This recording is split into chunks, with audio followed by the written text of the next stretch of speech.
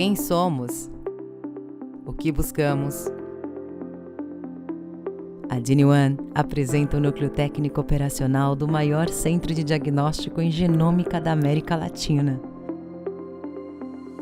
Somos especializados em exames genéticos de alta complexidade e medicina personalizada.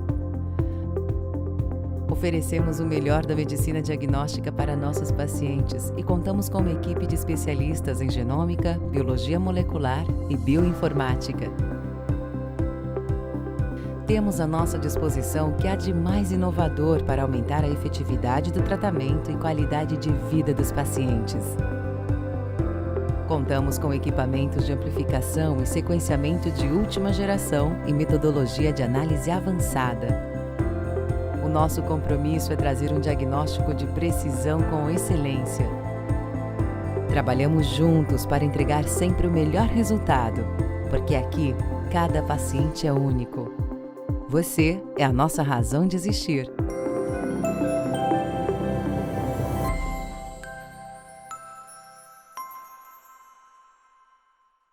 Boa tarde, pessoal. Boa tarde, todo mundo. Obrigado para quem já está logado, pela audiência de vocês, para quem está acompanhando.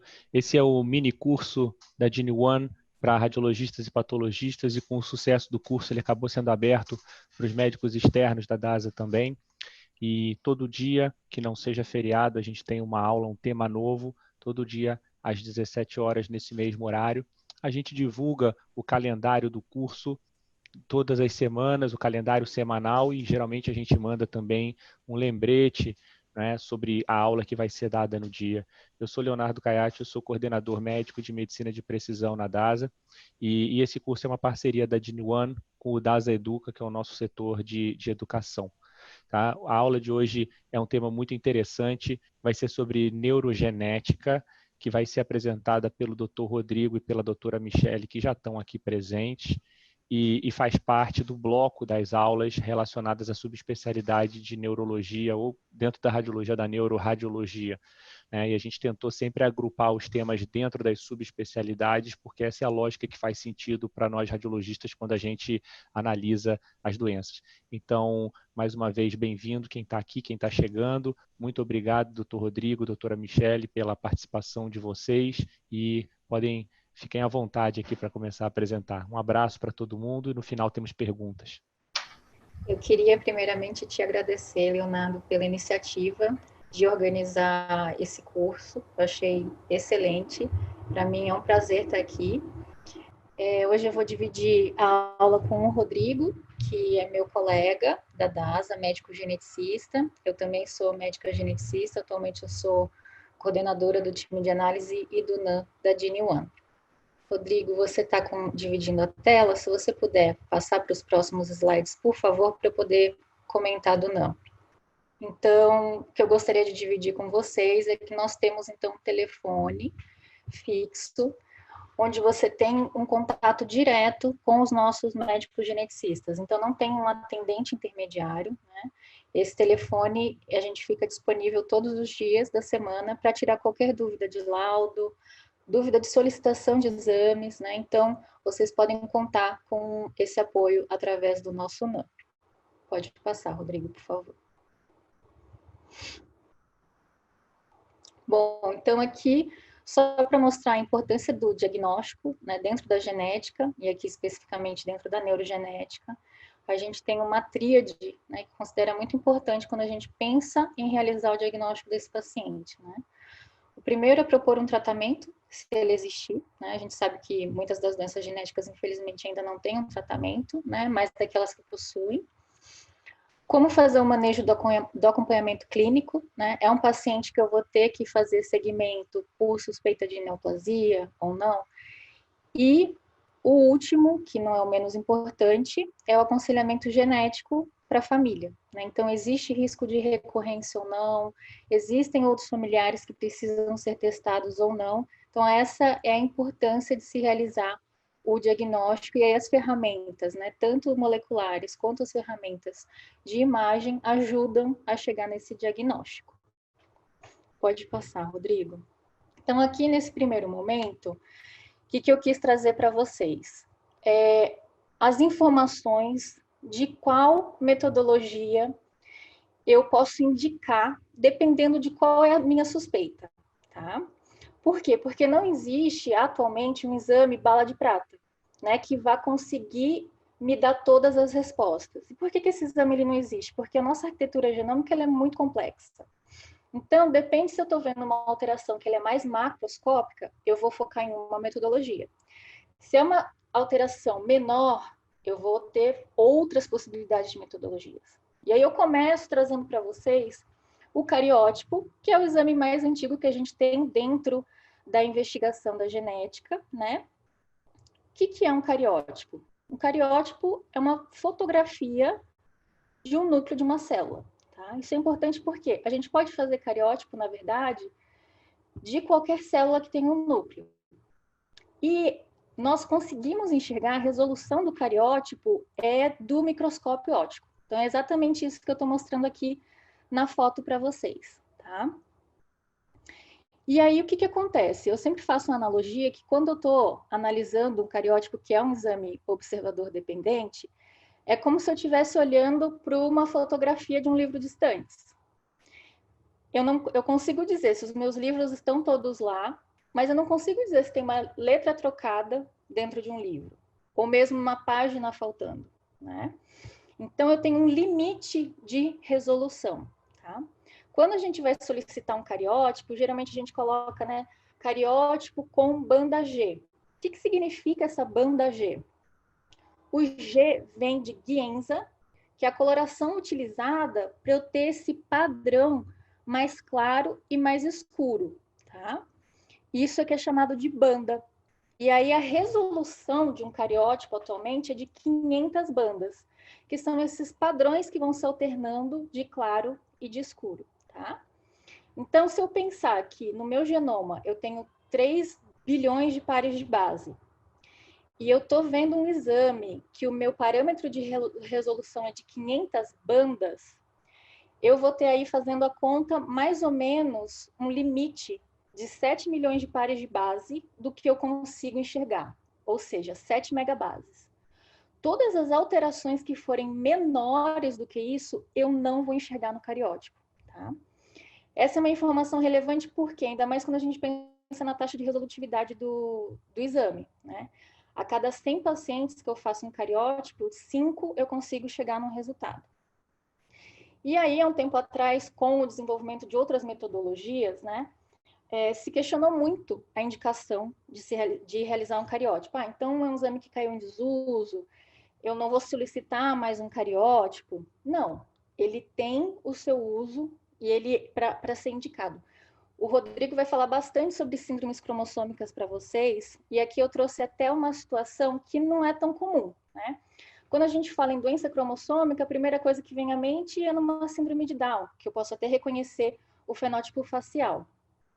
Ou então doenças que são muito graves e que os pacientes acabam indo a óbito no início da vida.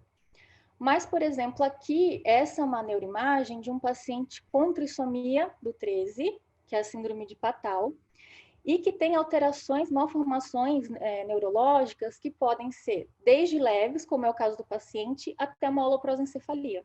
Tá?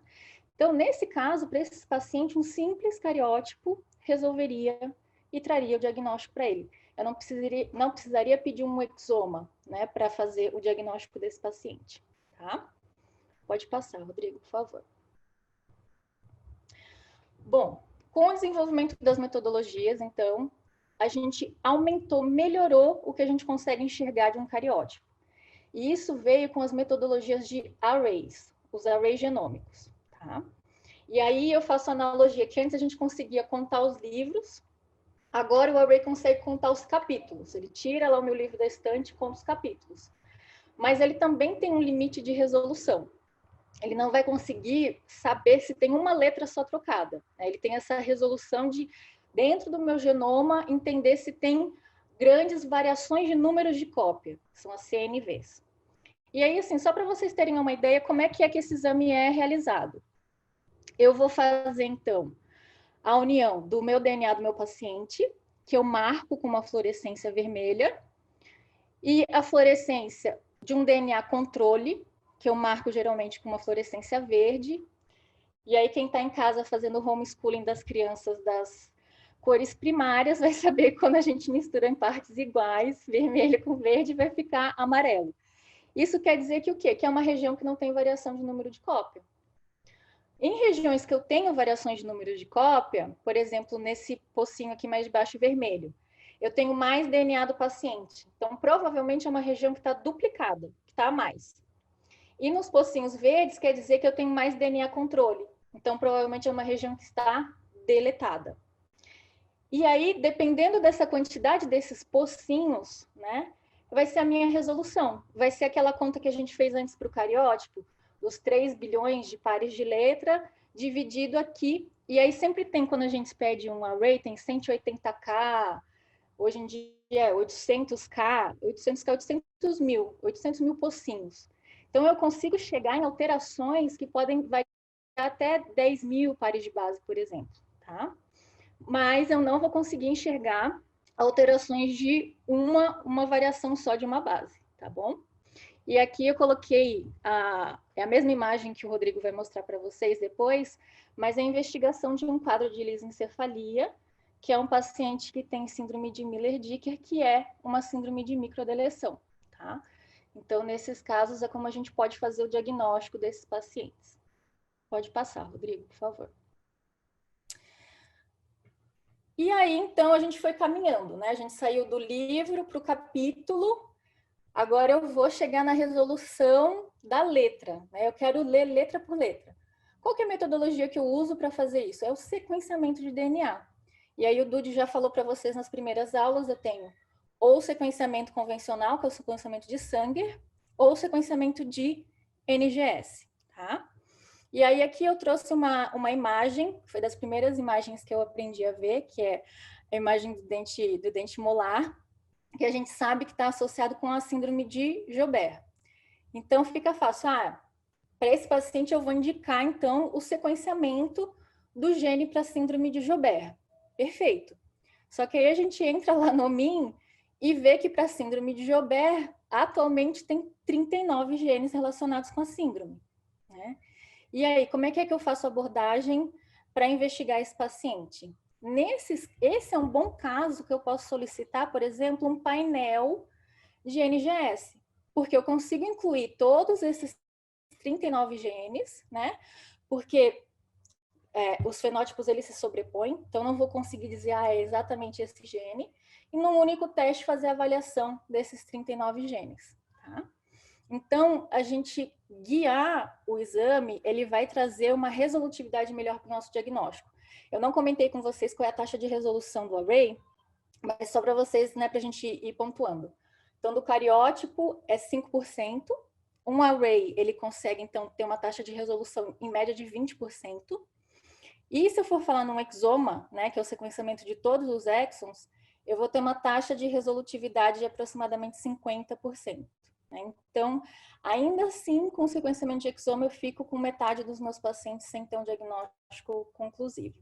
Quando eu peço um painel, um sequenciamento de gene, por eu já partir de um diagnóstico clínico prévio, a chance de eu ter um diagnóstico ela é muito, muito maior. E aí eu vou passar agora a palavra para o Rodrigo.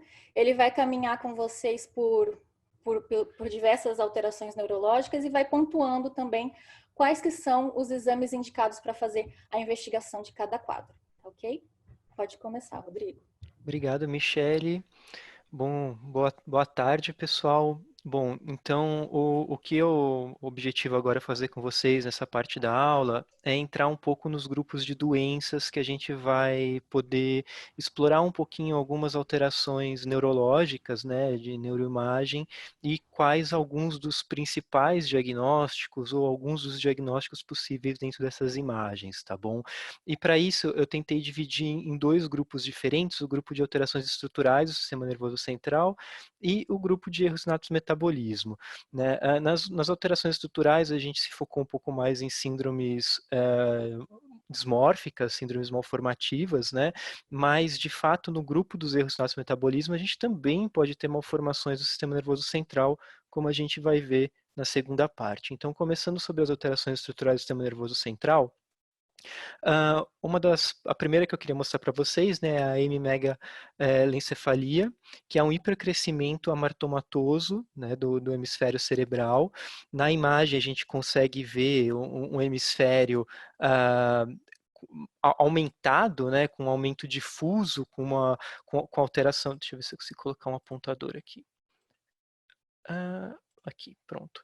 Né? E a gente consegue ver essa diferença entre um lado, um hemisfério e o outro, né? E também a gente consegue ver alteração difusa de substância branca, né?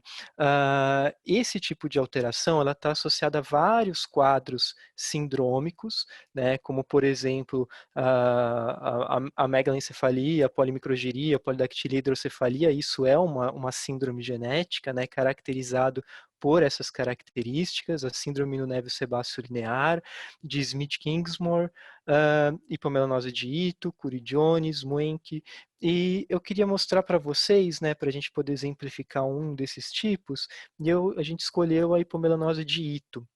A hipomelanose de Ito, ela é uma alteração caracterizada por essas linhas cutâneas que elas seguem os desenhos das linhas de Blaschko, né? Então a gente tem essas alterações cutâneas que na região do tórax, geralmente elas seguem um padrão mais horizontalizado e nas regiões de membros essas alterações mais verticalizadas.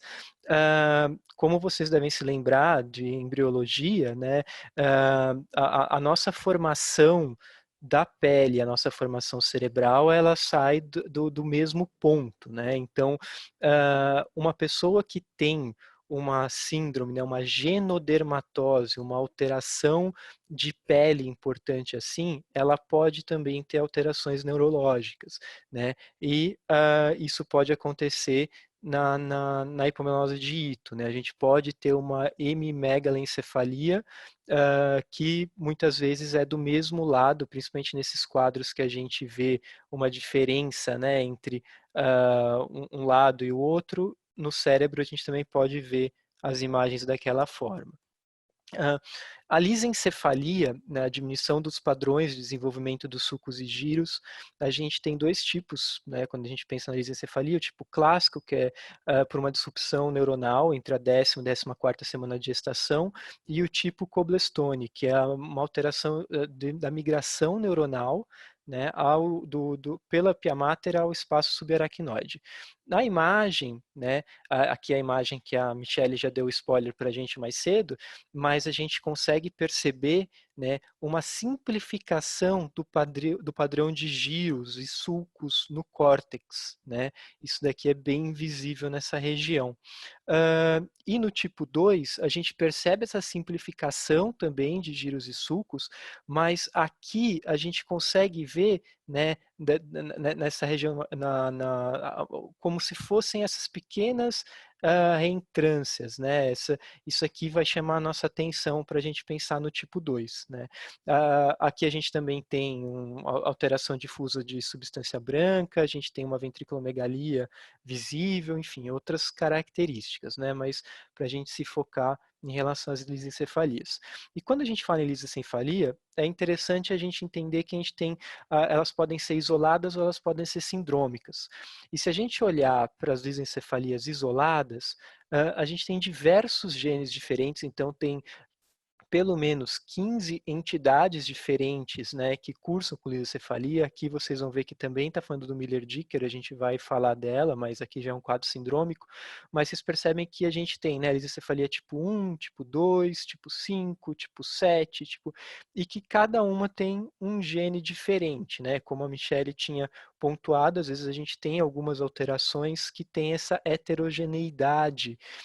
E também é interessante a gente observar que essas alterações elas têm padrão de herança diferente, né? E aí a gente conseguir diferenciar de uma lisencefalia tipo 3 para uma lisencefalia tipo 8 é extremamente importante para a gente poder falar sobre o risco de recorrência para a família, né?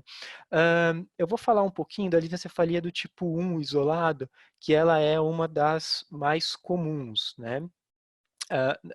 Então a gente tem, né, o gene, o PAFH1B1, que ele vai estar, deixa eu só ver se aqui tá, que ele é um dos genes mais importantes aí associados com a lisocefalia, e mais ou menos das lisencefalias isoladas, cerca de 50% pode estar associado a esse gene, tá?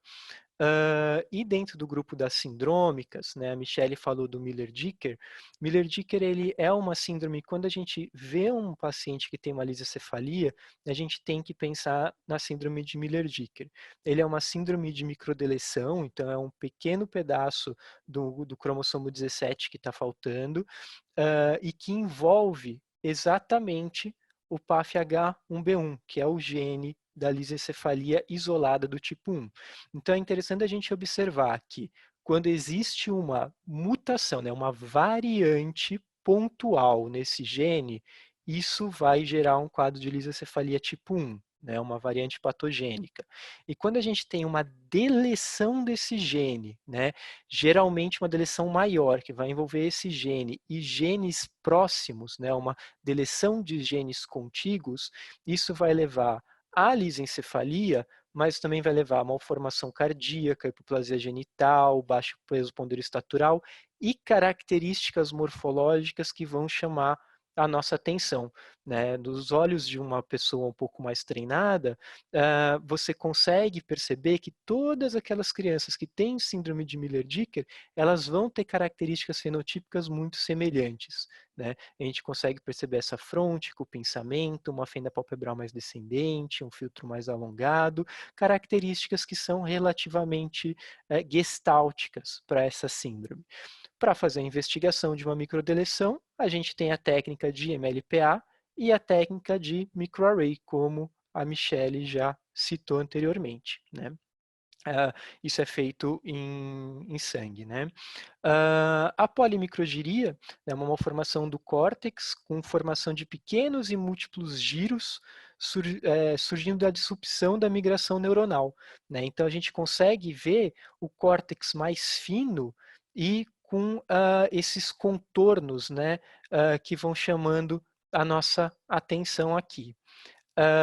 E aí a gente tem diversas síndromes associadas à polimicrogiria, mas principalmente algumas malformações, elas são mais comuns, algumas malformações neurológicas, elas são um pouco mais comuns a gente ver associados a quadros de cromossomopatias, de pequenas deleções, pequenas duplicações do material genético que não seriam identificáveis em cariótipo, ou então alterações até um pouco maiores que podem ser identificadas no cariótipo, como uma deleção parcial de algum gene, uma trissomia parcial de algum cromossomo, uma trissomia parcial de algum cromossomo ou uma deleção parcial de algum cromossomo, né? E a esquizocefalia, que ela vai ser caracterizada por uma fenda, né, no hemisférica, que vai se estender da superfície ependimária até a pia mater, tá? Aqui a gente consegue visualizar bem a questão da esquizocefalia. E a gente também, como na lisocefalia, a gente tem esquizocefalia que pode ser isolada, relacionada a alguns genes específicos, ou ela pode ser sindrômica, tá? E aí aqui também a gente precisa ter atenção às cromossomopatias. A holoprosencefalia, que é caracterizada, né, pela separação incompleta dos hemisférios cerebrais, então a gente tem um espectro da holoprosencefalia, no qual a gente parte do quadro mais grave, né, que é a forma alobar, que é a ausência da separação interhemisférica, com um ventrículo único, com a ausência da foice cerebral, dos bulbos olfatórios, do corpo caloso, e que em características externas a gente pode ter a ciclopia, a etimocefalia, pode ter fenda, né? Um quadro muito característico quando a gente vê um feto mal formado assim, é a trissomia do 13, né, a síndrome de Patau. E é um contínuo, né, então a gente também tem a forma semilobar, claro, a forma lobar não preciso nem, eu acho que falar que ela é letal, né, a forma semilobar, que é a ausência da separação interhemisférica anterior, né, mas que tem separação da interhemisférica posterior. A ausência de cor anterior, de septo pelúcido e de corpo caloso, os bulbos bulbos olfatórios são hipoplásicos e podem ter também fenda labial mediana, central, hipotelorismo.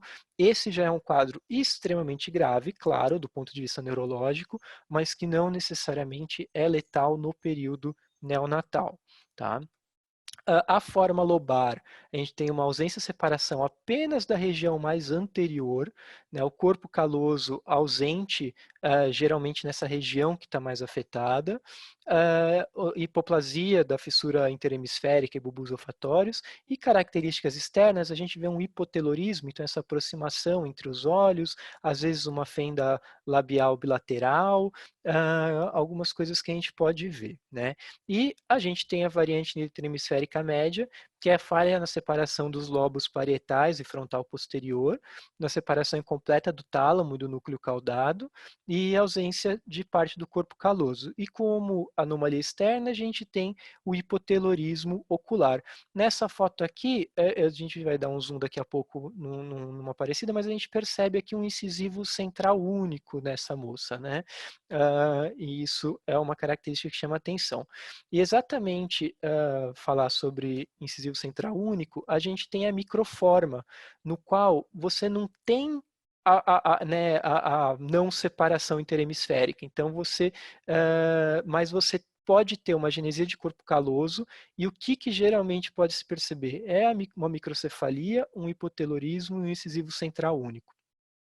É interessante a gente falar de holoprosencefalia, porque assim, essas que a gente já veio falando agora, vocês viram que a gente falou de quadros sindrômicos e quadros isolados, e na holoprosencefalia a gente também tem essa separação.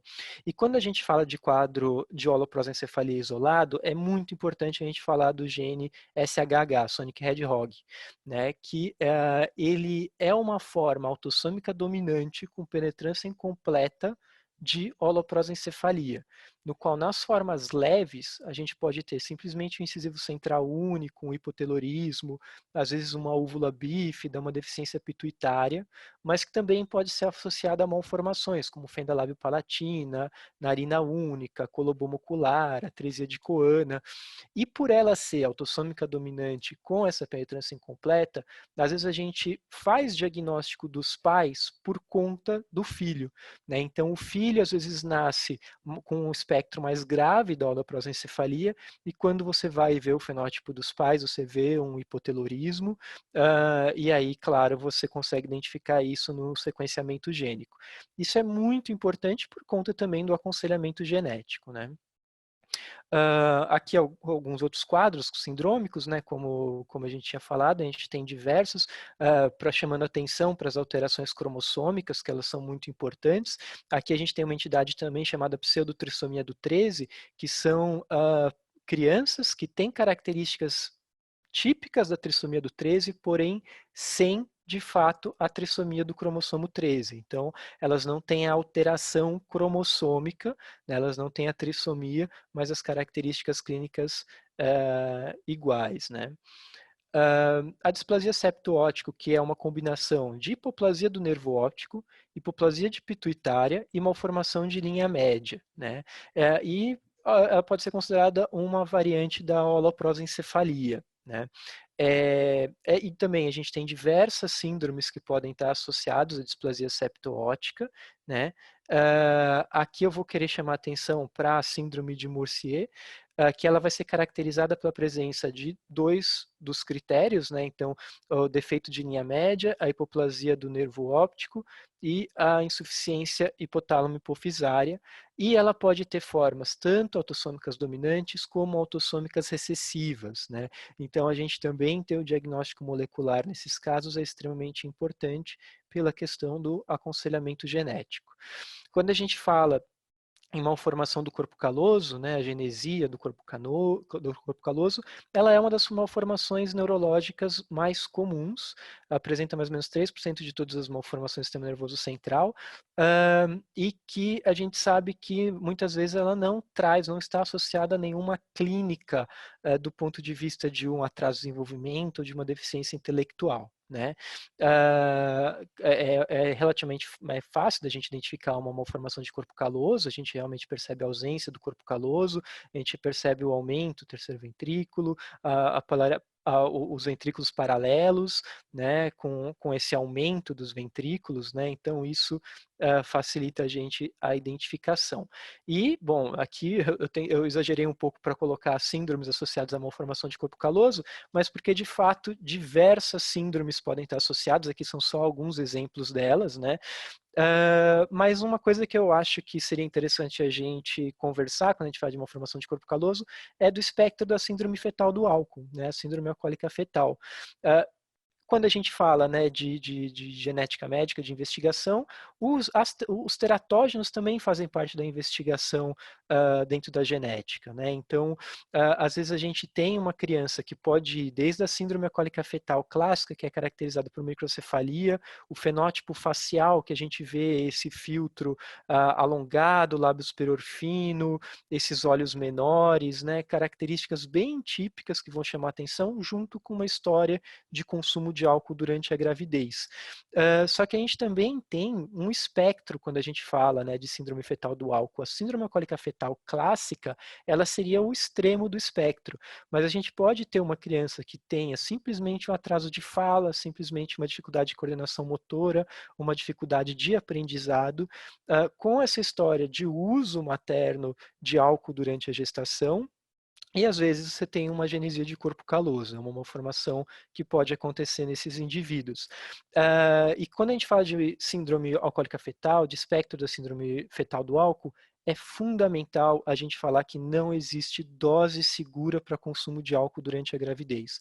Às vezes uma pessoa que tenha polimorfismos que vão predispor, né, aquela criança tenha polimorfismos que vão predispor a desenvolver a síndrome alcoólica fetal ou algo dentro do seu espectro, o consumo de uma quantidade pequena, às vezes um consumo único durante a gravidez já pode ser suficiente para gerar a síndrome alcoólica fetal dentro do seu espectro, tá bem? A malformação de Dandy-Walker, né, é um espectro também de malformações císticas da fossa posterior, no qual a gente vê, né, a fossa posterior alargada, a hipoplasia ou a genesia do verme cerebelar e o cisto de quarto ventrículo, né? Isso caracteriza bem a malformação de Dandy-Walker. E a gente também tem diversas síndromes associadas à malformação de Dandy-Walker. Eu quis trazer a síndrome 3C, crânio cerebelo cardíaco, que vai ter como características clínicas para o diagnóstico a malformação cardíaca, a malformação de Dandy-Walker, né, associado ou com fenda palatina, ou com coloboma, ou com 4 características clínicas menores, que são características morfológicas, que vai desde um occipício proeminente, uma fronte proeminente, uma fenda palpebral descendente, um hipertelorismo, a base nasal achatada, uma micrognatia. Então, se a gente tem uma criança que tem uma malformação de Dandy-Walker, né, e tem esse fenótipo bem característico, a gente precisa pensar em 3C. Né? A maioria dos casos ele vai ser autossômico recessivo, mas a gente também tem ligado ao X em um outro gene. Né? Os tipos diferentes. A homoencefalosinapse, uma malformação que é caracterizada por hipoplasia ou agenesia do verme cerebelar, na verdade não seria uma fusão dos hemisférios cerebelares, né, mas seria uma não separação dos hemisférios cerebelares. Né, e que ela está muito associada à síndrome de Gomes-Lopes-Hernandes, que é uma síndrome que tem uma tríade, que é a romboencefalosinapse, anestesia do nervo trigêmeo e alopécia. Tá? Ela é uma síndrome que ainda não tem gene conhecido, daí eu queria aproveitar a oportunidade, já que a gente está falando de Gomes-Lopes-Hernandes, a gente tem um colega da Gene1, o Dr. Eduardo Perrone, que a tese de doutorado dele é a investigação em busca né, de uma causa etiológica para Gomes-Lopes-Hernandes, ele está reunindo esses pacientes para poder fazer exame molecular. Caso alguém tenha algum paciente que tenha síndrome ou que tenha romboencefalosinapse, vocês podem entrar em contato. No final eu vou deixar o e-mail meu e da Michele e a gente pode repassar para o Dr. Eduardo qualquer eventualidade que vocês tenham interesse nesse sentido, tá bem? malformação de Arnold-Chiari, que é a obstrução do forame magno por deslocamento do quarto ventrículo, né, e do cerebelo pelo canal raquidiano. Então, a gente tem 4 tipos de Arnold-Chiari. O tipo 1, que a gente tem deslocamento das tonsilas cerebelares, né, sem a hidrocefalia. O tipo 2, que a gente tem herniação dessas tonsilas cerebelares, do verme cerebelar inferior, né, e aí a gente também já começa a ver a questão da hidrocefalia. O tipo 3, que a gente vai ter deslocamento caudal e herniação de parte do cerebelo, como a mielomeningocele occipital cervical. E o tipo 4, que a gente tem hipoplasia do hemisfério cerebelar, alteração de ponte, dilatação bem evidente de quarto ventrículo, né, de cisterna magna e de cisternas basais. Os mais comuns, sem dúvida nenhuma, é Arnold-Chiari tipo 1 e tipo 2. Tá? E quando a gente fala, também a gente tem diversas síndromes associadas à malformação de Arnold-Chiari, possíveis associadas à malformação de Arnold-Chiari, e uma das coisas que são muito comuns associados a Arnold-Chiari, principalmente do tipo 2, é a mielomeningocele, que é um defeito de fechamento de tubo neural, comumente associado ao tipo 2, mesmo em casos de mielomeningocele oculta, às vezes a gente pode ter um Arnold-Chiari tipo 2. Tá? E aí a hipótese para isso existem diversas, né? Por um possível efeito de tração pelo ancoramento da medula a nível da onde é a mielomeningocele, uma diferença de pressão entre crânio espinhal causado pelo escoamento do LCR, né, pelo saco amniótico, e mesmo uma questão de neuromodulação defeituosa. Então, são hipóteses que pensam na fisiopatogenia de por que o Arnold-Chiari tipo 2 é tão associado à mielomeningocele. O fato é que se a gente vê uma mielomeningocele, isso já é bem sabido, precisa fazer neuroimagem. Né? A cefalocele, herniação do sistema nervoso central por um defeito de fechamento craniano, e aí a gente também pode ter uma meningocele, que tem presente só de líquido cefalorraquidiano, a meningocefalocele, que tem o LCR mais o tecido cerebral, ou uma meningoencefalocele, que além dos dois ainda vai ter a presença dos ventrículos, né?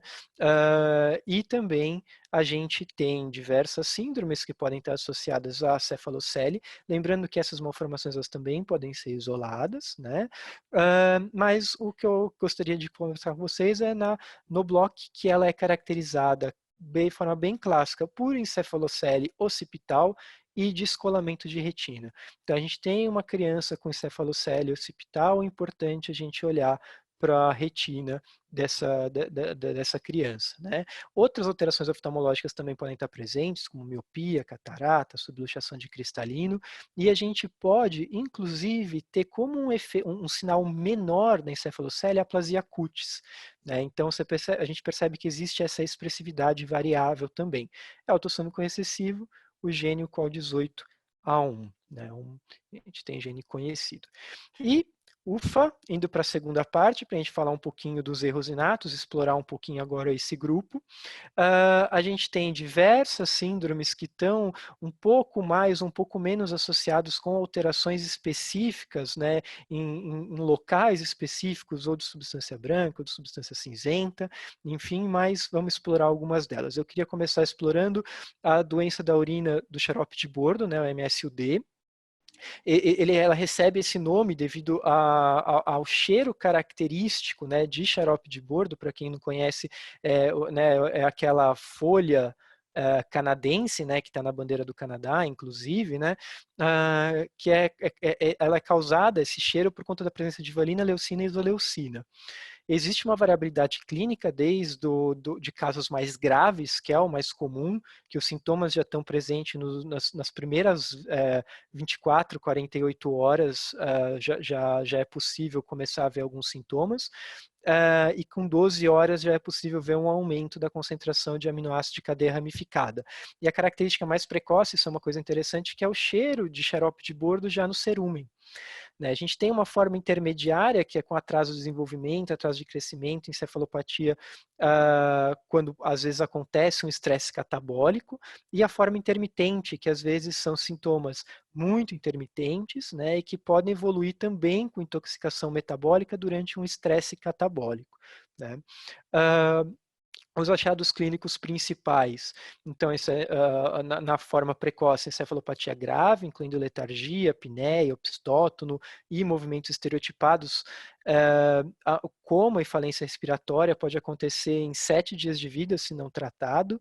Na forma intermediária, a gente pode ter anorexia, baixo ganho ponderostatural, a irritabilidade, né, e a questão da agutização quando acontece alguma alteração catabólica, né, um efeito infeccioso, desidratação, longo período de jejum, né?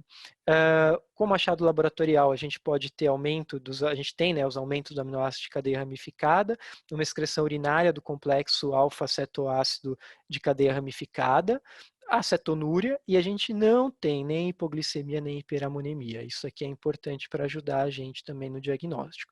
E aí a gente tem os genes associados, o mais importante é o BCK-DHA, mas a gente também tem o BCK-DHB e o DBT associados ao quadro, né? E como característica importante de neuroimagem, a gente geralmente vê um edema que pode ser intramielínico ou vasogênico, né? Em T1 a gente vê um hipossinal de substância branca cerebelar, do pedúnculo cerebral, do tálamo, do globo pálido, substância branca perirrolândica, e no T2 a gente vê um hipersinal dessas mesmas estruturas, né? A imagem ponderada por difusão, a gente pode ver os tratos córtico-espinhais centrais dos hemisférios cerebrais exibindo alta difusão. Na espectroscopia, um pico de lactato, né?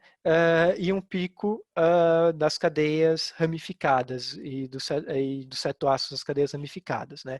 Também um aumento da razão de N-acetilaspartato por creatina, tá? Que isso aqui é um indicativo de morte neuronal, tá? Então aqui só para a gente ver a questão do hipersinal, né? Percebe que a gente não tem, né, na doença da urina de Bordo, a gente não tem necessariamente malformação do sistema nervoso, né? Então é uma coisa mais, não é estrutural. E também aqui a gente mostrando o pico, né? Tá. A deficiência do complexo da piruvato desidrogenase ela é uma das causas mais comuns de acidose lática primária na infância. A gente tem duas formas principais, uma forma metabólica, que a principal característica vai ser a acidose lática grave já no período neonatal. E a gente tem uma forma neurológica, que a gente tem pouca alteração metabólica, a alteração metabólica pode estar ausente, e que tem como característica clínica hipotonia, letargia, epilepsia, atraso no desenvolvimento e espasticidade. E também tem assim, entre o metabólico e o neurológico, às vezes a gente pode ter formas intermediárias, né? Que existem episódios intermitentes da acidose lática associado com ataxia. Então é como se a gente tivesse duas formas, que são as formas principais, e um espectro entre essas duas formas, tá? O achado bioquímico mais importante vai ser a acidose lática, e a gente tem diversos genes diferentes com padrões de herança, a maioria autossômico excessivo, mas também podendo ser ligado ao X, que é extremamente importante por ser um dos mais comuns. De característica importante em neuroimagem, a gente pode apresentar digenesia de corpo caloso, uma megacisterna magna, heterotopia subcortical, paquigiria, cistos, atrofia cortical, e esses achados eles podem ser secundários ao papel que a piruvato desidrogenase tem na proliferação neuronal, né? A gente também tem no T2 um hipersinal em gânglios de base e em substância branca. Tá? Então aqui a gente consegue visualizar, né, as alterações e a gente está quase acabando, porque também o nosso horário acho que já está quase estourando. A síndrome de Lee, que é uma doença mitocondrial com uma variabilidade clínica.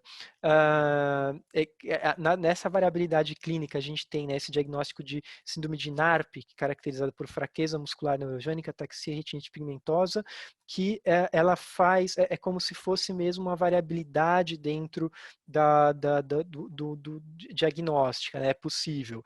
Isso é bem característico das doenças mitocondriais, às vezes a gente tem essa variabilidade clínica, dependendo da quantidade de mitocôndrias alteradas e da quantidade de DNA mitocondrial alterado que tem dentro de cada uma dessas mitocôndrias. Tá?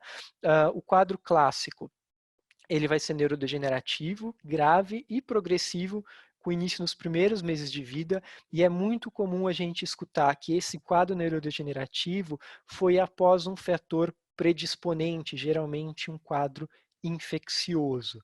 Tá? A gente também pode ter atraso do desenvolvimento ou regressão do desenvolvimento, hipotonia, ataxia, distonia e alterações oftalmológicas como nistagmo e atrofia óptica.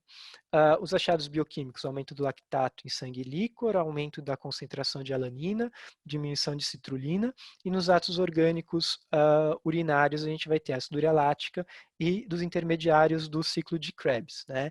E aqui uma coisa que eu quero chamar a atenção para vocês, quando a gente sempre tem um MT traço, eu estou falando de um gene mitocondrial. Né? Então a gente tem os nossos genes mitocondriais, eles sempre vão ser escritos como MT traço. Sequenciamento de DNA mitocondrial, ele é feito, ele pode ser feito exclusivamente do sequenciamento do DNA mitocondrial ou pelo sequenciamento de nova geração, que vai incluir também sequenciamento de exoma, sequenciamento de genoma, incluindo a avaliação do DNA mitocondrial. Okay? E como características importantes, é muito importante a gente perceber que o comprometimento ele pode ser muito heterogêneo e geralmente ele é assimétrico. Né? Em T1 a gente costuma ver um hipossinal em tronco, medula, mesencéfalo, substância cinzenta e paraquedutal e putamen, e em T2 um hipersinal nessas mesmas estruturas. Tá? A imagem ponderada de difusão pode ser evidente uma restrição de difusão durante o quadro agudo, e na espectroscopia uma colina elevada, às vezes com lactato elevado e com uma diminuição do NAA, tá? N-acetil aspartato. Tá? Então aqui a gente também tem as imagens que a gente consegue ver, e é possível ver mesmo como esse comprometimento entre os dois lados ele é de certa forma assimétrico. É claro que a gente pode às vezes ter os dois lados comprometidos, mas com assimetria. Né? Uma outra diagnóstico importante da gente falar da síndrome de Zellweger, que na verdade a gente pode, o termo correto seria a gente caracterizar pelo distúrbio do espectro de Zellweger, né? Porque na verdade é um contínuo que inclui os fenótipos que vão da síndrome de Zellweger, passando pela adrenoleucodistrofia neonatal e pela doença de Refsum infantil, e todos eles por variantes nos genes PEX. Né? O achado bioquímico principal vai ser aumento de ácido graxo de cadeia muito longa. A gente pode ter outros achados, como aumento do ácido fitânico, diminuição de plasma halogênio, e aqui a gente tem os genes principais. O principal gene associado a Zellweger é o PEX1, né? Mas a gente também tem, de forma importante, outros genes PEX. Os achados neonatais cursam com hipotonia, dificuldade de deglutição, fenótipo facial sugestivo, malformação do sistema nervoso central, epilepsia, cisto renal, hepatomegalia, e a condrodisplasia punctata, que é uma coisa importante, a gente já vai ver, e achados na infância, atraso no desenvolvimento, baixo ganho ponderostatural, deficiência auditiva, alterações oftalmológicas, disfunção hepática, disfunção adrenal, leucodistrofia e ataxia. Né? Então, a gente percebe, né, que a gente até consegue perceber um fenótipo, né, essa fronte mais ampla, essa base nasal mais achatada, que a gente consegue ver mais comumente nessas crianças com Zellweger. Né? E é muito importante na radiografia que a gente vê esses achados, né, esses pequenos pontinhos nas radiografias, principalmente das articulações. Tá? A gente consegue ver isso em cotovelo, em joelho, também vê em pelve. Né?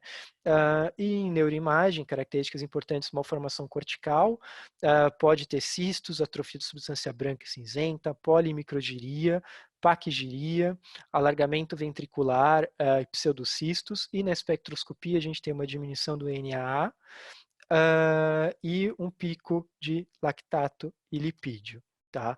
Então aqui a gente para visualizar um pouco as alterações neurológicas que a gente pode ver, né? A questão de que a gente tem um cisto subependimário, de novo reforçando a questão dos achados articulares, que a gente pode ter, essas calcificaçõezinhas, né?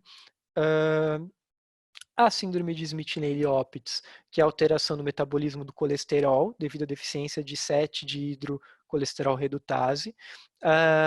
Os achados clínicos de suspeita vão ser face sugestiva, sindactilia entre o segundo e terceiro dedos do pé, pododáctilo, a microcefalia, restrição de crescimento, atraso no desenvolvimento, deficiência intelectual, hipospádia, fenda palatina e polidactilia pós-axial. Em 50% dos casos, esses achados são os achados mais comuns, mas em até 50% dos casos, a gente pode também ter cardiopatia, fotossensibilidade, hipotonia e, bom, a polidactilia. Os achados bioquímicos, uma concentração elevada de 7-dihidrocolesterol e uma concentração baixa do colesterol. O gene associado ao Smith-Neely-Opitz, o DHCR7, né? E aqui a gente percebe um fenótipo que a gente nota, né, esse filtro mais apagado, esse lábio mais fino, né, esse aspecto facial que chamam tanto a nossa atenção, a questão da polidactilia e da sindactilia. Notando que é uma sindactilia importante, uma sindactilia que ela tem que chegar pelo menos até a falange intermediária distal, tá bem? Como característica importante na neuroimagem, né, até 40% com ventriculomegalia, hipoplasia ou agenesia de corpo caloso, microcefalia, hipoplasia de lobos frontais, lipoma, 5% pode apresentar holoprosencefalia, né, e na espectroscopia a gente tem um índice elevado de colina por NAA. Tá bem? Aqui é interessante, né, essa imagem que a gente consegue ver aqui, além dos achados neurológicos, né, mas a gente também percebe a fenda, que é possível a gente notar a fenda, é possível a gente notar a micrognatia, né, que também são características da síndrome, né? A última doença que eu tenho para falar com vocês é a doença de Crabbe, uma doença lisossômica que afeta a substância branca no sistema nervoso central e periférico. A gente tem dois subtipos clínicos, né, o clássico infantil e tem um tardio, e aí o tardio ele pode ser, né, um tardio mais precoce, um tardio mais juvenil ou um tardio mais adulto. E aqui, quando a gente fala de tardio mais adulto, existem casos descritos de Crabbe com início aos 70 anos de idade, né? E aí nessa hora a gente percebe que às vezes ter uma doença genética é só uma questão de tempo, né? E assim, a gente tem a deficiência da atividade enzimática do Galk, né? E o gene alterado é o Galk. A forma precoce, né, com início até os 12 meses, vai ser caracterizado bem uma irritabilidade extrema, uma dificuldade de deglutição, com refluxo gastroesofágico, uma espasticidade de extremidades inferiores e punho, com uma hipotonia axial, perdas dos marcos do desenvolvimento e uma neuropatia periférica. E após os 12 meses, a gente tem atraso do desenvolvimento neuropsicomotor, né, como uma característica, epilepsia, espasticidade de extremidade com hipotonia truncal, né, perda de visão e neuropatia periférica, né? As características importantes, então a gente pode ter uma formação cortical, cistos, atrofia de substância branca e cinzenta, polimicrogiria, paquigiria, a gente tem hipersinal envolvendo substância branca e na espectroscopia a gente tem elevação de colina, em especial no centro semioval.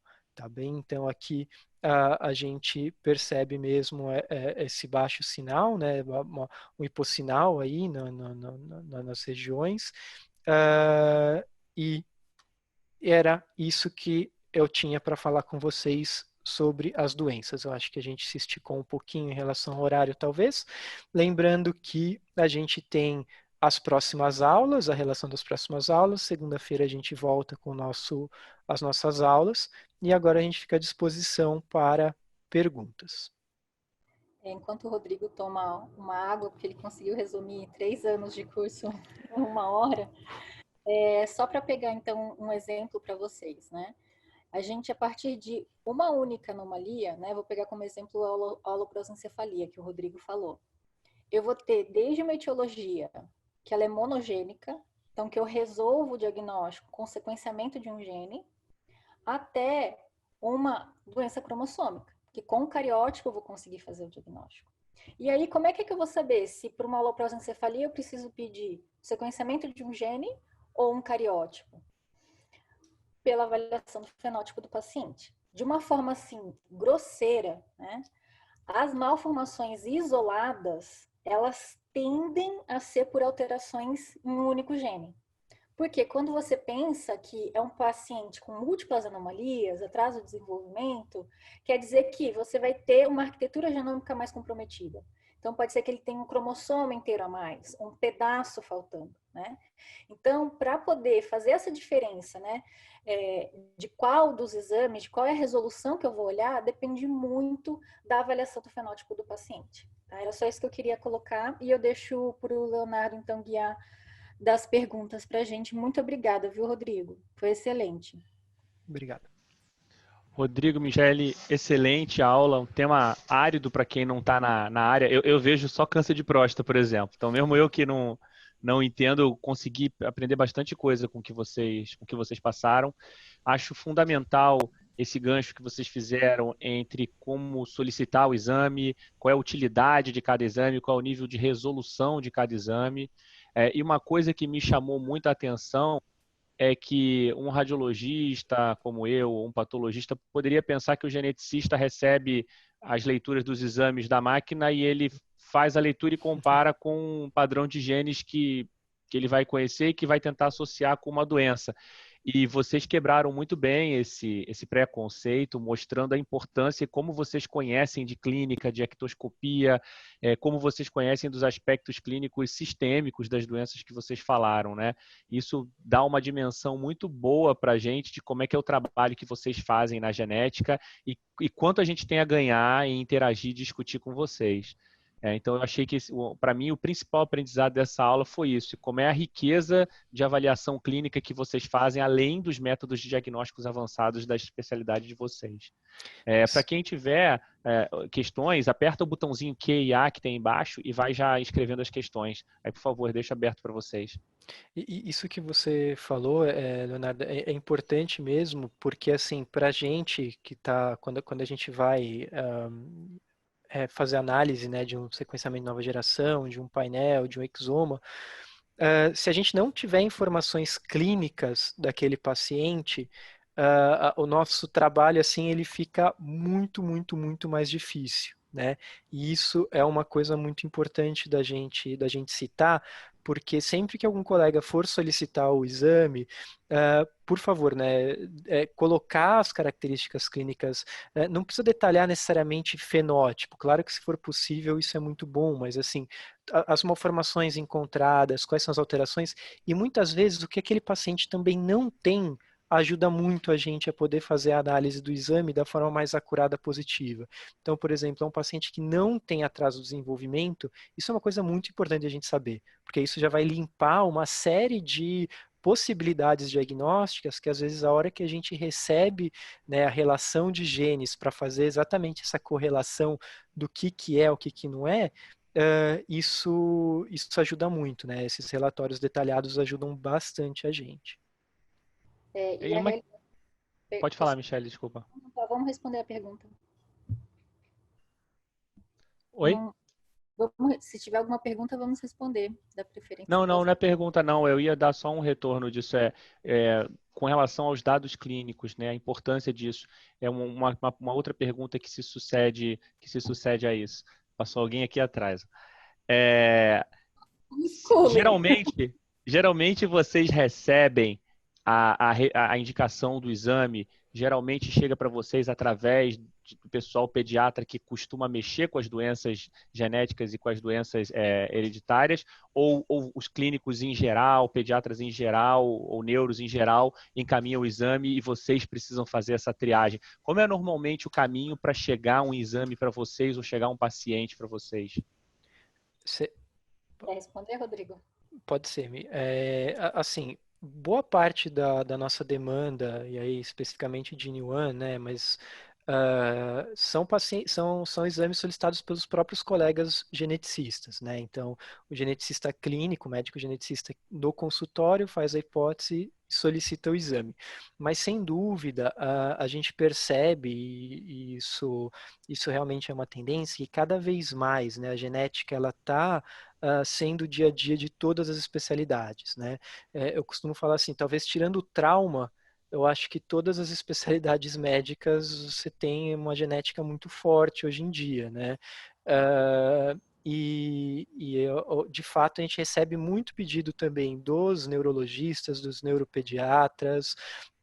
Isso vai depender também do que está sendo investigado, né, Leonardo? Então, por exemplo, os casos de câncer, claro, a gente recebe na maioria de oncologista, de mastologista, às vezes de ginecologista. Agora, nesse grupo das doenças raras, geralmente os médicos que solicitam, que pensam, que são aqueles que vão estar acompanhando esses pacientes. Então, o médico geneticista, o neurologista, o pediatra, o endócrino pediatra, por conta das baixas estaturas, né? Eu acho que são os principais grupos aí. A gente tem uma pergunta.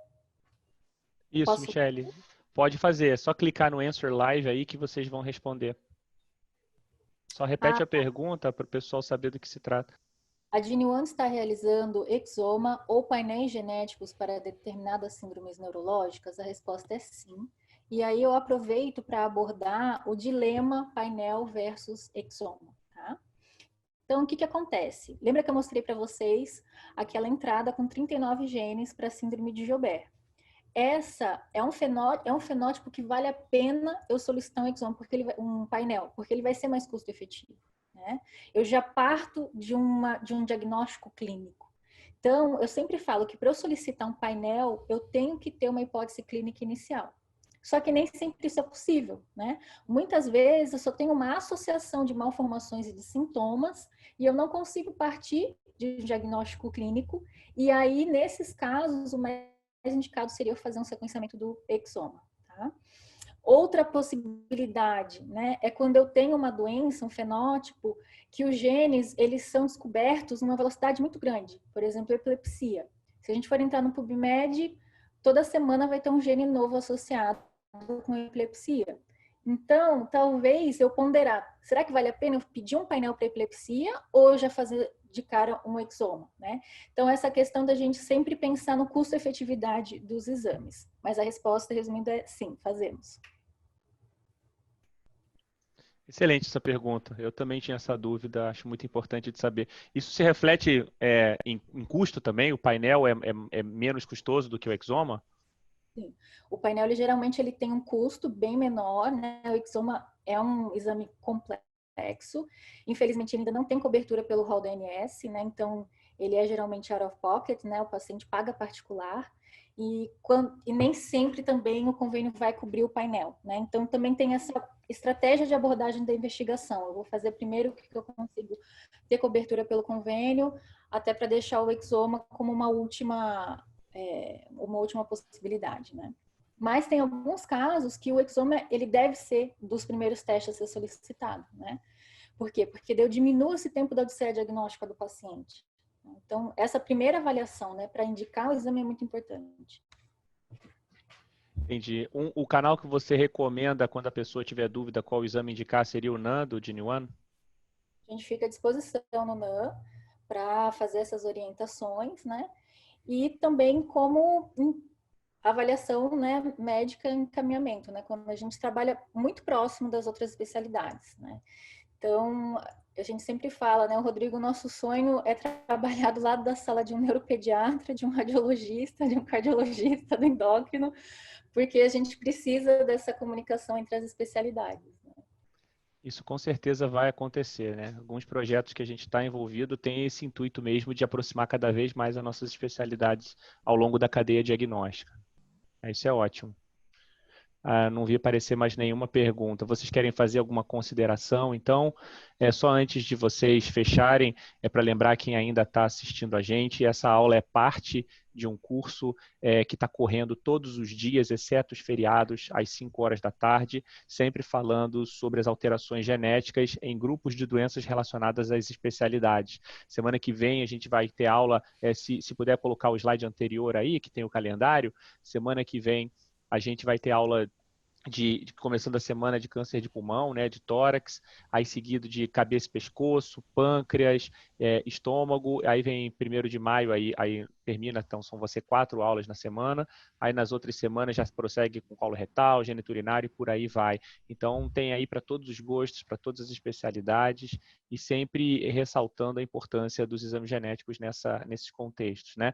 Se a Aline tiver, a Aline estiver vendo a gente, se puder botar o slide de avaliação, de feedback da aula, que é muito importante também a gente saber a avaliação de vocês, é um QR Code que ela vai, isso daí, se vocês puderem ativar esse QR Code e fazer a avaliação da aula, eu já consigo avaliar agora, que foi sensacional, eu aprendi demais com vocês, mas por favor, avaliem para a gente ter o entendimento de como é que está o curso, né? E aí já também a chamada para a próxima aula. Semanalmente a gente vai divulgando os links para acesso a cada uma dessas aulas. Mais uma vez, Rodrigo, Michele, muito obrigado pela participação de vocês, por esclarecer tanta coisa importante para a gente, e eu deixo com vocês para as considerações finais. Um grande abraço para todo mundo. Bom, eu agradeço o convite, eu agradeço a possibilidade de estar aqui conversando com vocês. Para mim também é muito importante, né, essa troca de experiência e trazer um pouquinho da visão do médico geneticista, do conhecimento nesse sentido. E eu fico à disposição para qualquer eventualidade, qualquer dúvida também. Queria agradecer novamente o Leonardo também pela possibilidade e deixo já aqui a ideia da gente fazer o inverso também, o curso de radiologia para o médico geneticista. Tá ok? Isso é o spoiler. Isso vai acontecer, está no forninho, um curso de correlação radiopatológica. Em tumores vai ser um pouco mais, né? Mas a gente está botando no forno um curso de correlação radiopatológica, justamente para aumentar essa integração. Mas esse é o spoiler. E agradecer ao Rodrigo pelo trabalho excelente dele. Foi muito bom. Muito obrigada a todos que assistiram a gente. Um abraço, boa noite para vocês.